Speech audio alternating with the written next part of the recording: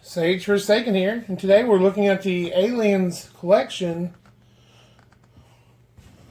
Colonial Marines versus Aliens, Xenomorph Swarm series of action figures.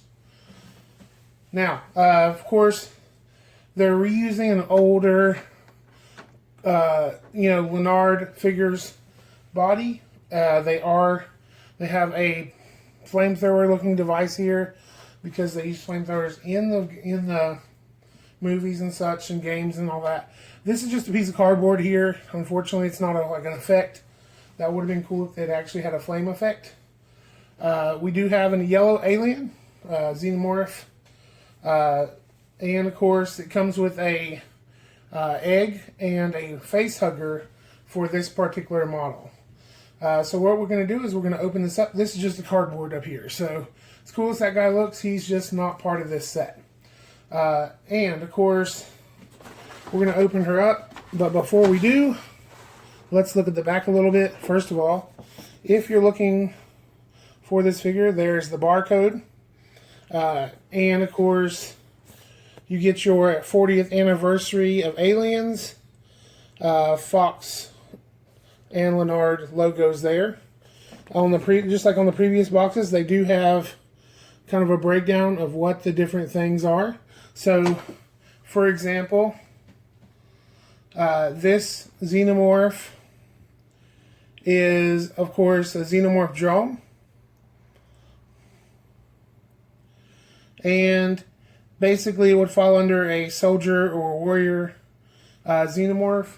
Whereas you can see down below on the chart, there are facehuggers, eggs, chest bursters, runners, which are more like the dog-like looking ones, and then of course you get to the queen eventually, who lays the eggs. So it shows you the whole chart of aliens. They get a Colonial Marines logo here, as well as this cool looking little necklace. It says prepare yourself. And if you want to read all that, you're welcome to pause the video. I'm not going to read it all off to you. Like all of these so far, you do have your legalese on the bottom, including your 3 sad onions, which means that this is for children over 3 years of age. And of course, I'm going to stop the video and we'll go ahead and open it up and look over it. And we're back. So, of course, as you look over what comes in the package, you do get the Facehugger.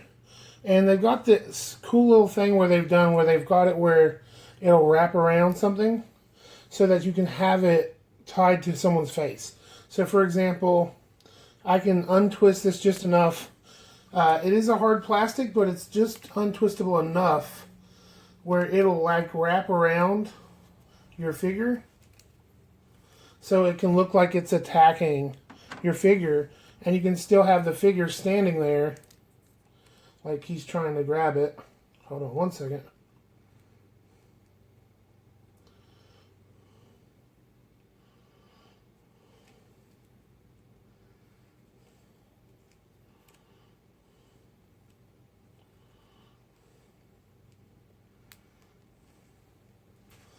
Like, he can actually be fighting off a Facehugger from attacking him. After you get him balanced, right? And he'll stand on the shelf that way. So, a lot of ways, that's pretty cool. You don't have to, he doesn't really have to even be holding that with his hand. And it'll stay kind of up there because it's wrapped around his leg. And you could wrap it around their waist, depending on the figure you're trying to have it attack. I just happen to pick it around the leg. So that's a cool way to have the Facehugger where it can be coming out of the egg also. Without it, and still be useful without having to have it attached to specifically to just one figure or anything like that. You can have it attack any figure you have, pretty much. So that's really cool. Now, the egg, there's a hole in the bottom of it, so it doesn't like fill up with water or whatever. It is kind of a hard but rubbery plastic. It's got a little bit of wash on it, so you can see Like it's got a wash to kind of show the texture, but it's all one piece. There's no moving parts. But it's a great idea. It'd be good to have a bunch of these.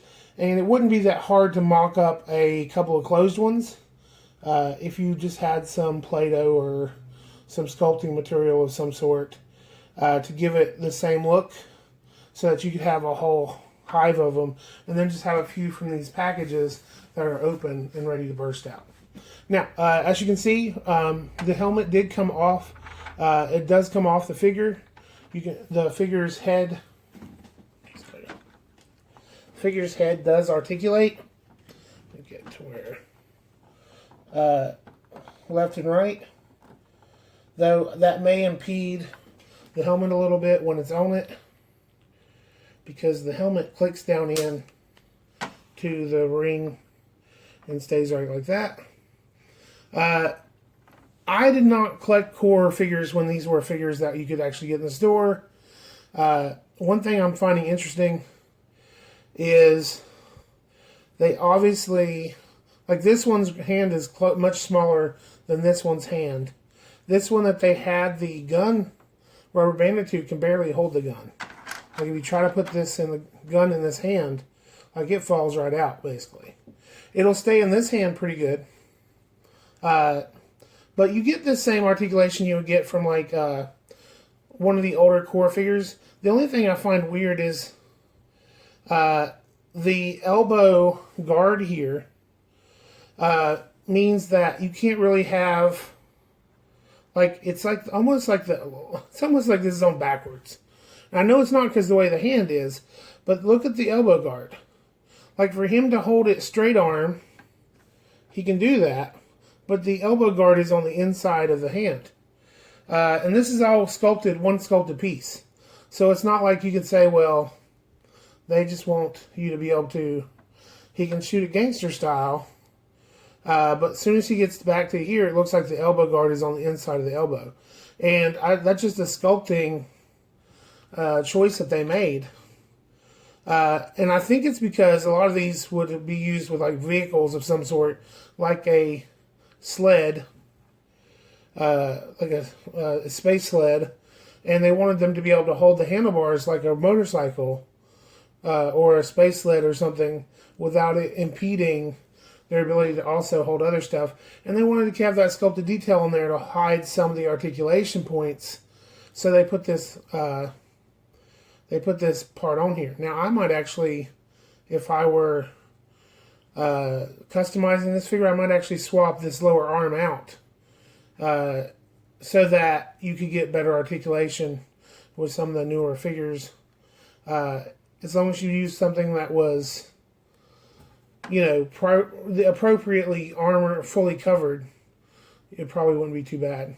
But it's still great little. There's no thigh swivel or anything. There is the ability to bend the knee. It goes back to where he can almost kick himself in the back of the head. It goes forward all the way to about a 90 degree as far as the leg goes. And the other leg on the other side, even though it has this rubber part here where these are attached, still can bend and go back just like the other one and go forward. The hose, I assume this character, when it was released before, had a hose or something on these pegs where you could peg it in on this side. However, that is not part of the Aliens version of this figure. The paint job is very much in line with Aliens, but what I like is that they do have paint all the way around, on the back of the figure here, on the back of the helmet here, on the back of the calves, so that you don't have a situation where there's paint detail on one side and not the other. That's one great thing about some of the movie versions of these figures, is you sometimes get better articulation than even in the original line. Though, like I said, I'm not sure about this one. They may have had great paint jobs when they came originally, because they are a re-release from back in the day when Lanard used to do a little more paint apps. Now, what most of you have been waiting for is a look at our alien drone here, warrior class. And one thing I want to start with is, of course, the head does swivel side to side. We'll just start with some articulation. It does not go up and down any, and that's partly because, of course, if you look at the back, there's all this sculpted detail that would keep it from really being able to look up or down that much. So there wasn't much reason to put it on a ball, much less this is a sturdier figure for not being on a ball that way. The arms do swivel all the way around and will swivel out, but there is no elbow articulation. It's just automatically a bent elbow. The hands do have a swivel separately, so you can make it where he's actually grabbing people and things like that. So that's great that they did that, at least. Even though they didn't have elbow bends, they did add hand swivel, so you can make it grabbing in the best way possible for the pose you're looking for. It does have a joint at the waist or diaphragm area.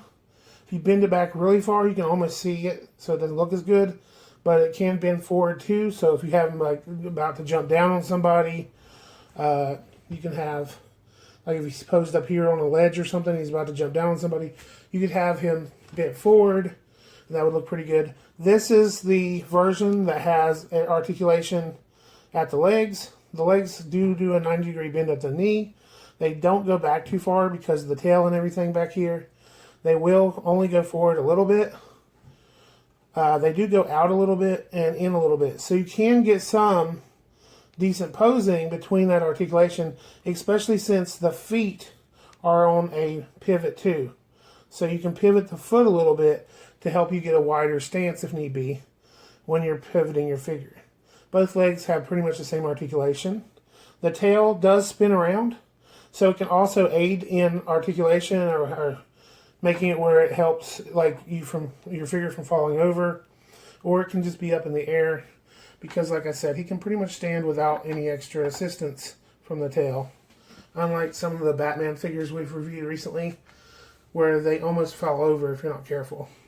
The sculpting and paint job, the gold actually pops right out. You can see the inner mouth is sculpted in there even though it's not really painted. There's paint on the teeth and just the pearlescent sheen over the whole figure. It's really a cool figure. I really like it a lot. This was actually one of the sets I definitely had to get when I was looking at the figures. It's one of the first ones I bought because I wanted to look at this helmeted guy because I like space stuff. And then of course this alien here.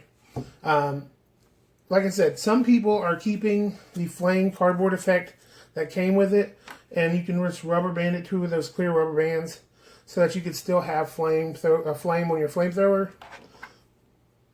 I've seen some people keep that so that they have that effect available just for pictures and stuff like that. Just a little tip. Anyway, this has been Sage Forsaken reviewing your Alien Swarm, Xenomorph Swarm, and of course this is Aliens versus Colonial Marines. Our Colonial Marines versus Aliens with extended accessories is what it's called. It says 7 years plus on this box right here. But it only said 3 sad onions on the bottom. So that means that's a different... This is the international... Internationally they're saying 3 plus.